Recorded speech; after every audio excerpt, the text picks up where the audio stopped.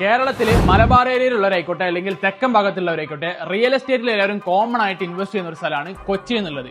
എന്നാൽ നമ്മൾ കൊച്ചിയിൽ ഇൻവെസ്റ്റ് ചെയ്യുന്ന സെയിം എമൗണ്ട് നമ്മൾ ദുബായിൽ ഇൻവെസ്റ്റ് ചെയ്താൽ ഏകദേശം പ്രൈസിലും റിട്ടേൺസിലും എത്രത്തോളം ഡിഫറൻസ് വരുന്നത് നമുക്കൊന്ന് ചെക്ക് ചെയ്താലോ. കൊച്ചിയിൽ നമുക്കൊരു ആവറേജ് അപ്പാർട്ട്മെന്റ് പ്രൈസ് വരുന്നത് 1.7 CR ആണ്. എന്നാൽ അതേ സെയിം എമൗണ്ട് നമ്മൾ ദുബായിൽ ഇൻവെസ്റ്റ് ചെയ്യുകയാണെങ്കിൽ രജിസ്ട്രേഷന്റെ ടൈമിൽ തന്നെ നമുക്ക് എത്രത്തോളം ഡിഫറൻസ് വരുന്നത് നമ്മൾ ചെക്ക് ചെയ്യാം.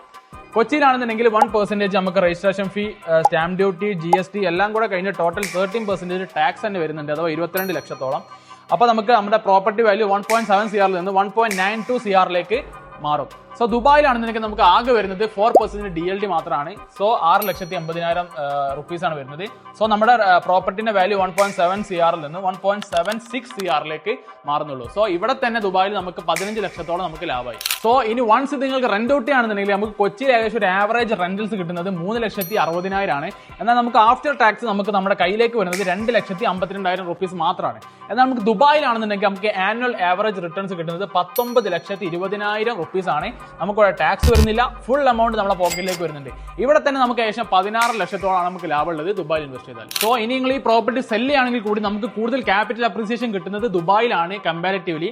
അത് മാത്രമല്ല നമുക്ക് കൊച്ചിയിൽ 20% നമുക്ക് ക്യാപിറ്റൽ ഗെയിൻ ടാക്സ് വരുന്നുണ്ട്. ദുബായിലാണെങ്കിൽ നമുക്ക് ആ ഒരു ടാക്സ് വരുന്നില്ല. സോ ഇനി നിങ്ങൾ തീരുമാനിക്കാം, നിങ്ങൾ ഇൻവെസ്റ്റ് ചെയ്യുമ്പോൾ നിങ്ങൾ കൊച്ചിയിൽ ഇൻവെസ്റ്റ് ചെയ്യോ അതോ ദുബായിൽ ഇൻവെസ്റ്റ് ചെയ്യോ.